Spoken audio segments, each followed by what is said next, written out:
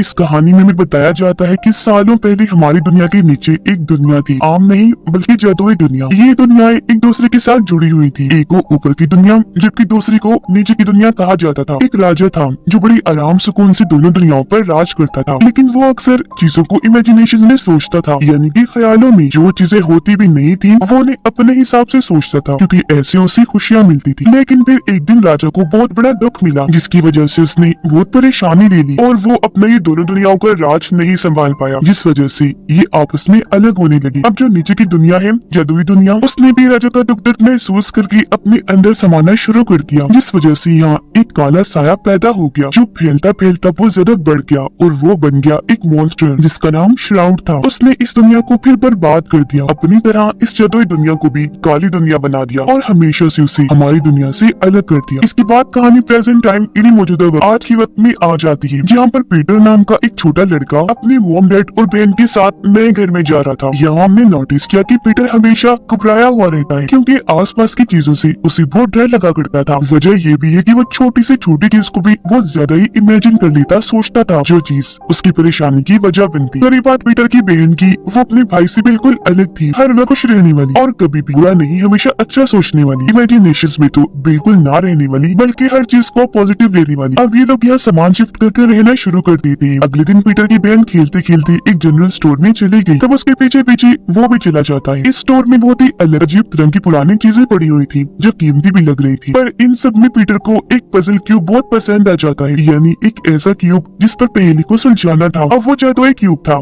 ये चीज पीटर को पता नहीं चल पाती और वो उसे खरीद कर घर ले आया। रात को पीटर जब सोने जा रहा था तो उसकी मोम उसे एक कंपास तोहफे के तौर पर देती है, जो दरअसल रास्तों के बारे में बताने के लिए होता है। उसकी मोम ने बताया कि ये तुम्हारे दादाजी का था, उन्होंने कहा था कि ये पीटर को गिफ्ट कर देना जब वो थोड़ा बड़ा हो जाए। तो अब वो इस कंपास को लेकर अपने कमरे में आ जाता है और उस क्यूब की पजल यानी पहेली को सुलझाने लगता है। इतनी ही देर में यहाँ उसकी बहन आ गई, जो पीटर से वो पजल क्यूब मांगती है कि तुम भी मुझे दे दो और बदले में मुझसे कुछ सिक्के ले लो। वो सिक्का निकाल कर पीटर को देने ही लगी थी कि तभी एक सिक्का फर्श के छेद से नीचे जाके गिरता है, क्योंकि वो फर्श लकड़ी का था। अब जैसे ही पीटर उस सिक्के को उठाने जाता है, उस छेद में वो किसी जानवर की बड़ी सी आंख को देखता है, जिससे वो काफी घबरा गया। वो झट से पीछे हट जाता है। इससे पहले कुछ समझ पाता उसका कमरा टूटना शुरू हो गया, दीवारों पर दरारें आने लगी और फर्श भी टूटना शुरू हो जाता है और अगले ही पल कमरे का सारा सामान भी हवा में उड़ना शुरू हो गया, यहाँ तक कि बेड भी जिस पर उसकी बहन बैठी हुई थी। और फिर तभी इनका सामान और बेड नीचे की तरफ गिरना शुरू हो जाते हैं। तब तक कूदकर पीटर भी बेड पर आ गया था। असल में पीटर की पजल को सुलझाने की वजह से एक रास्ता खुल गया था, जिसके जरिए ये लोग यहाँ इतनी नीचे आ गई थी, जो असल में सालों पहले वाली वही नीचे वाली दुनिया थी। जैसे बेड आगे गिरा तभी यहाँ पर बहुत सारे अजीब तरह के क्रिएचर्स आ जाते हैं और बेड को घसीट कर इन्हें यहाँ से ले जाने लगी। दरअसल वो इन दोनों की जान बचाने के लिए सब कर रही थी, क्योंकि यहाँ का जो मॉन्स्टर था श्राउड, उसे इनके यहाँ आने का पता चल गया था, जो अब कभी भी इन्हें मारने के लिए यहाँ आ सकता था। अब ये सारे क्रिएचर्स इन्हें जैसे तैसे दूसरी जगह पर ले आए, फिर पुल से गुजरकर उस पार आ जाते हैं। ऐसा करने के बाद वो इस पुल को ही तोड़ देते हैं, ताकि मॉन्स्टर इनके पीछे यहाँ न आ जाए। और अब ये सारे क्रिएचर्स इन दोनों को एक केव इन्हीं कार में ले आए। बच्चे आसपास बड़ी गौर से देख रही थी और काफी हैरत भी हुई कि ये हमारे साथ क्या हो रहा है। तभी यहाँ क्रिएचर्स का हेड आया, जो इन दोनों को यहाँ देखकर काफी गुस्सा जाता है, क्योंकि ये इंसान है जिनका यहाँ होना किसी खतरे से खाली नहीं है। ये सुनकर एक बड़ा क्रिएचर सामने आया, कहता है कि आप गुस्सा मत करिए और सबको बताता है कि पीटर और उसकी बहन का यहाँ आना कोई इत्तेफाक नहीं, बल्कि सालों पहले ये प्रेडिक्शन पेशेंट को की गई थी कि ये दोनों बच्चे यहाँ आएंगे और पीटर जो यहाँ का राजा होगा वो इस दुनिया को और हम सबको श्राउड से बचाएगा और इस दुनिया को पहले जैसा ठीक कर देगा, क्योंकि सालों पहले जो यहाँ के राजा थे पीटर उन्हीं का खून है। ये बताकर वो बड़ा क्रिएचर दोनों को गिफ्ट और अंदर ले आया और दीवार पर लिखी वो प्रेडिक्शन दिखाता है, जहाँ पीटर और उसकी बहन की एक ड्राइंग बनी हुई थी। इनके अलावा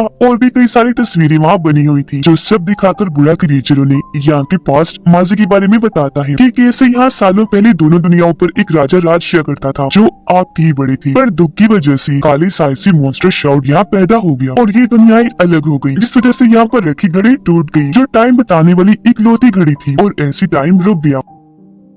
अब प्रिडिक्शन के मुताबिक पीटर को ही इस घड़ी को दोबारा शुरू करना होगा, जिसके लिए पीटर को कुछ और जादुई पजल क्यूब ढूंढने होंगे और उन्हें सुलझाना होगा, जिसके बाद उसे एक चाबी मिलेगी और उसी की मदद से वो घड़ी को चला पाएगा। जिससे अब पीटर और उसकी बहन को भी समझ आ जाती है कि अगर वो इस दुनिया से निकलना चाहते हैं तो पहले उन्हें इन पजल पहेलियों को सुलझाना होगा। अब अगला पजल क्यूब ढूंढने के लिए बूढ़ा क्रिएचर पीटर को एक किताब देता है, लेकिन ये पूरी ही किताब खाली थी। बूढ़ा क्रिएचर बताता है कि ये एक जादुई किताब है जिसे यहाँ का पढ़ा लिखा क्रिएचर जो दरअसल मैकेनिक है वो ही पढ़ सकता है, इसलिए अब तुम्हें उस मैकेनिक क्रिएचर के पास जाना होगा। ये सुनकर इनब्राइट पीटर को उसके पास ले जाने के लिए मान गया। इनके साथ बूढ़े क्रिएचर का बेटा भी जा रहा था जिसका नाम प्लेन था। पर निकलते हुए हेड और प्लेन की बहस होने लगी क्योंकि दोनों को ही एक दूसरे पर भरोसा नहीं था, लेकिन इनका शोर शराबा सुनकर यहाँ श्राउड आ गया। वो इन पर हमला कर देता है जिस वजह से ये लोग भागे, लेकिन पीटर, उसकी बहन और प्लेन गिरते गिरते काफी नीचे आ गई और अभी उस केव से बाहर आ चुकी थी। इन्हें पता चला कि हम तो गुम हो गए हैं, पर तभी प्लेन पीटर के हाथ में वो कंपास देकर कहते हैं ये तो रास्ता बताता है, चलो इसका इस्तेमाल करते हैं। जी हाँ, अब ये लोग उसका इस्तेमाल करके आखिर उस मैकेनिक के पास पहुंच जाते हैं जो इस वक्त काफी सारे व्हील्स वाली मशीन को ठीक कर रहा था, जो एक पूरा स्टैचू था। ये लोग उससे मदद मांगते हैं, जिस पर मैकेनिक का कहना था कि मैं अभी बस रॉफ हूँ, तुम जाओ फिर कभी आ जाना। जिस पर प्लेन कहता है कि मेरे डैड ने मुझे भेजा है। अब ये सुनकर मैकेनिक उनकी मदद करने को राजी हो गया, फौरन निकलकर बाहर आ जाता है। वो पीटर से पजल लेकर जैसे ही उस किताब पर रखता है कि तभी किताब पर लाइंस लिखी आ जाती है, कुछ तस्वीरें और नक्शे बन जाते हैं। ये भी लिखा गया था कि अगला पजल क्यूब कहाँ है और उस वक्त का रास्ता भी बना हुआ था। मैकेनिक क्रिएचर बताता है कि जब तुम एक पजल को सुलझा लिया करोगे ना, तो अगला पजल कहाँ है वो तुम्हें इस किताब के जरिए पता चल जाएगा, पूरा रास्ता भी लिखा होगा। ये सब बताकर वो पीटर को एक छोटी सी डिवाइस देता है जो एक बल्ब डिवाइस थी और कहता है पीटर, ये तुम्हें अपने दिमाग से, अपने इमेजिनेशन से चलानी होगी, लेकिन इससे पहले तुम्हारे अंदर जो डर है उसे तुम्हें बाहर निकालना होगा, बिल्कुल खत्म करना होगा और ध्यान लगाकर इस किताब को पढ़ना होगा, जब भी तुम सब कुछ समझ पाओगे। अब उसके कहने पर पीटर आंखें बंद करके अपना डर निकालकर ध्यान लगाता है। वो किताब पढ़ने लगा, जिसके साथ ही वहाँ एक पहेली आ जाती है। अब पीटर की तो आंखें बंद थी, लेकिन इमेजिनेशन में वो पहेली जैसे पढ़ता है लिंक उसे सुलझा देता है, जिससे उन्हें पता चला कि अगला पजल पाने के लिए इन्हें एक खंडर वाली इमारत की जमीन पर जाके खड़ा होना है, जहाँ के आसमान पर बहुत ही बड़ी आंख बनी हुई है। तो अब ये प्लेन की मदद से उस खंडर में आ पहुंची और वहाँ उसकी जमीन पर खड़े हो जाती है, जहाँ एक काफी बड़ी घड़ी की तस्वीर बनी हुई थी। अब घड़ी के हिसाब से यह 12 नंबर थी, लेकिन इन्हें ढूंढना था अगला नंबर, क्योंकि जाहिर है वो घड़ी में नहीं होता, इनके 13। ये आसपास ढूंढती तो है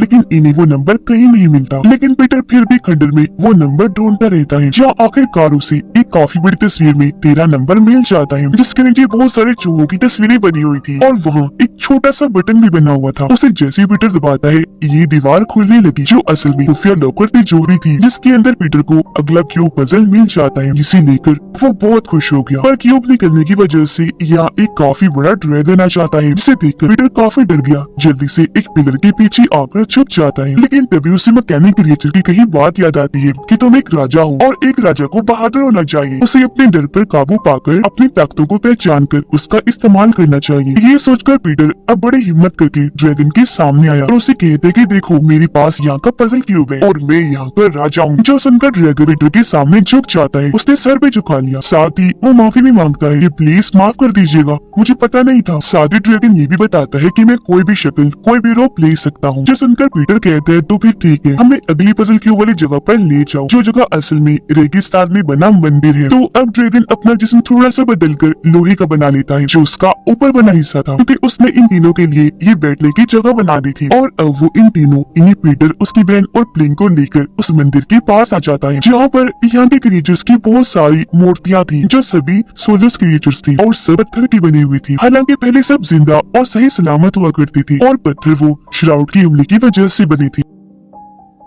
अब ये लोग मंदिर के अंदर आ जाते हैं, जहाँ इन्हें 2 सर वाला कछुआ मिलता है, जो असल में थे तो 2 लेकिन आपस में जुड़े हुए थे। इन्हें पता था कि पीटर यहाँ का राजा है, तो ये उससे बातें करने लगते हैं, पर वो इन पर गुस्सा करने लगता है कि तुम इतना क्यों बोल रहे हो, मेरा टाइम बर्बाद ना करो, मुझे पजल ढूंढना है। अब उसका ये बर्ताव पीटर की बहन को पसंद नहीं आया, वो उसे ऐसा करने से मना कर रही थी, पर इस बात को लेकर इन बहन भाइयों की बहस हो गई। तब उसकी बहन नाराज होकर वहाँ से बाहर आ जाती है। उसके बाद पीटर मंदिर को हर तरफ से देखने लगा, जहाँ पर बहुत सारी तस्वीरें बनी हुई थी। एक दीवार पर ऊपर से नीचे 4-5 पत्थर थे और कुछ तस्वीरें उन पर भी बनी हुई थी। अब की जो पहेली थी वो एक कोड में थी। उन कोड्स के मुताबिक पीटर उन पत्थरों को हाथ लगाकर मोड़ देता है। अब ऐसे उसने सारे पत्थर घुमा दिए और ये पहेली उसने हल कर ली। ऐसा होते ही ये दीवार खुलने लगी, क्योंकि ये भी एक खुफिया रास्ता था जिसके अंदर उसे अगला पजल क्यूब मिल जाता है। अब इससे पहले वो इस क्यूब को किताब पर रखता, अगले पजल क्यूब का पता लगाने के लिए बाहर से उसे अपनी बहन के चिल्लाने की आवाजें आने लगी। ये जब बाहर चेक करने गया तो देखता है कि श्राउड की आर्मी ने उसकी बहन और ड्रैगन को पकड़ लिया है, जो बहुत बड़ी आर्मी थी और ये सब रोबोट मशीन थी। आर्मी का लीडर पीटर को कहता है कि चुपचाप की पजल क्यूब हमारे हवाले कर दो, पर पीटर ने साफ साफ मना कर दिया कि नहीं, और वैसे भी मेरा ये काम अभी अधूरा है, मैं सारे पजल नहीं ढूंढ पाया। अब इनकार सुनकर लीडर को गुस्सा आ गया, इसीलिए वो पीटर को मारने लगा और अपने लोगों को भी कहकर इन पर हमला करवा देता है। ये देखकर ड्रैगन को भी काफी गुस्सा आ गया और अब वो अपनी ताकत की मदद से अपना साइज बहुत बड़ा कर लेता है और अब वो इन सोल्जर्स को मारने लगा। उसका साइज इतना बड़ा था कि ये सब उसके सामने बच्चे लग रहे थे और वो चींटियों की तरह इन्हें मसलता गया और यहाँ इनकी काफी बड़ी लड़ाई छिड़ गई। तो पीटर यहाँ अपना दिमाग लगाता है, वो मैकेनिक के दी हुई डिवाइस की मदद से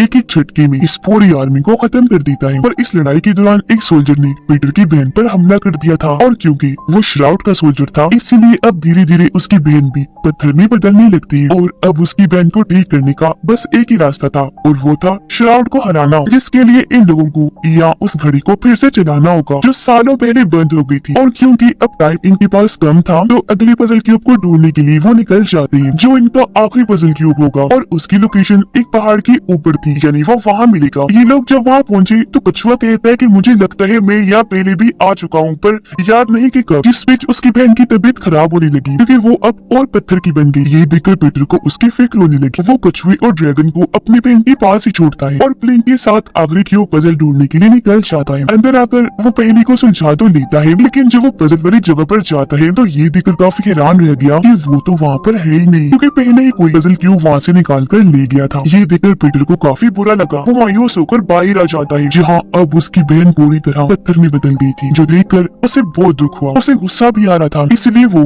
बुरे क्रिएचर की दी हुई वो जादुई किताब नीचे फेंक देता है, क्योंकि अब इसका इन सबसे यकीन उठ गया था। उसे लगता है कि मैं कुछ भी ठीक नहीं कर पाऊंगा और अब तभी कछुए को याद आता है कि मैं यहाँ कब आया था। वो कहता है, पीटर मैं जब यहाँ आया था तो आखिरी क्यूब मैंने ही वहाँ से निकाल लिया था ताकि श्राउड वो ना ले ले, वो मेरे पास है। जो कहकर वो आखिरी क्यूब पीटर को दे देता है, जो लेकर पीटर खुश तो बहुत हुआ क्योंकि अब सारे पजल क्यूब आ गए थे, लेकिन इस बात से उदास हो जाता है कि अब हमारे पास किताब नहीं है, क्योंकि वो तो उसने नीचे फेंक दी थी। वो रोने लगता है कि शिट ने कितनी बड़ी बेवकूफी कर दी, लेकिन तभी ड्रैगन जो और सकता था वो उसे शांत करके नीचे चला जाता है किताब को ढूंढने के लिए, जो बहुत जल्द उसे मिल भी गई, जिसे लेकर वो वापिस आ जाता है। उसे लेकर पीटर किताब पर रखता है, जिसे इन्हें पता चला कि घड़ी को चलाने के लिए जो चाबी इन्हें चाहिए होगी वो हासिल करने के लिए इन्हें एक टावर में जाना पड़ेगा, जो क्लॉक टावर है। तो अब पीटर ना चाहते हुए भी अपनी बहन की मूर्ति को वही छोड़कर ड्रैगन के साथ क्लॉक टावर के लिए निकल जाता है।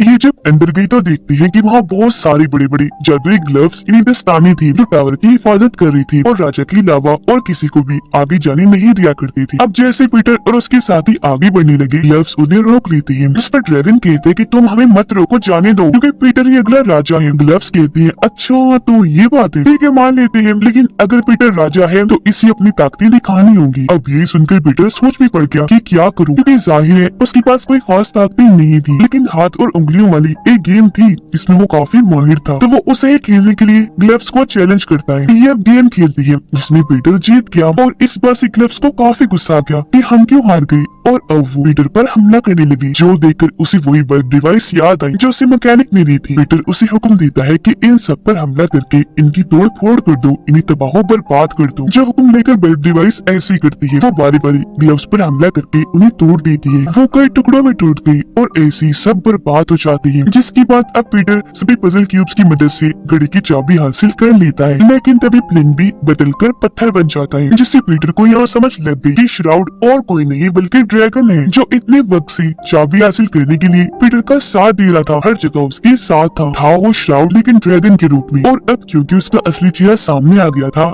इसीलिए वो ड्रैगन से बदलकर अपने असली श्राउड मॉन्स्टर वाले रूप में आ जाता है। उसके पास जिस्म को बखेरने की ताकत थी, जिसकी मदद से वो पीटर पर हमला कर देता है और यहाँ वो पीटर की सबसे हैरानकुन राज को सामने लाता है। असल में जो पीटर की बहन थी वो हकीकत में नहीं थी, बल्कि वो भी पीटर की इमेजिनेशन थी। सच तो ये है कि उसकी बहन की कुछ वक्त पहले ही मौत हो गई वो इस दुख को झेल नहीं पाया, उसे यकीन नहीं आ रहा था उसकी मौत का, और तभी से वो उसे इमेजिन करने लगा, जिस वजह से वो उसे हर जगह दिखना शुरू हो गई। ये बताकर श्राउड उस पर हमला करने लगा। असल में अपनी बहन की मौत के बाद पीटर शर्मिंदगी में जिंदगी गुजार रहा था कि मैंने उसकी जान बचाने के लिए कुछ नहीं किया, मैं किसी काम का नहीं, और उसके डर और शर्मिंदगी का फायदा उठाकर श्राउड उसे कमजोर करने की कोशिश कर रहा था। पर अब उसे समझ आती है कि मैं अब इस दुनिया में आया हूँ तो यहाँ मेरी बहन सिर्फ मेरी इमेजिनेशन ही नहीं बल्कि मैं जादू से उसे दोबारा जिंदा कर सकता हूँ, जो जिंदा होने के बाद ये इस दुनिया में ही रहे। तो अब वो बहुत खुश था इस बात से कि मुझे अपनी बहन को दोबारा जिंदा करने का एक और मौका मिला है। तो अब वो अपनी बहन और बाकियों को बचाने के लिए अपने सारे डर को मिटा देता है। इसीलिए वो अपनी वेब डिवाइस को भी हुक्म देता है और श्राउड पर हमला करवा देता है। और क्योंकि उसका जिस्म उलझा बिखरा हुआ था तो अब वो टूटकर बिखरने लगा, वो पूरा बर्बाद हो जाता है। और इस तरह यहाँ श्राउड का खात्मा हो गया, जिससे आज आखिरकार इस दुनिया का अंधेरा कालापन खत्म हो गया था। तो अब पीटर उस क्लॉक को चालू करके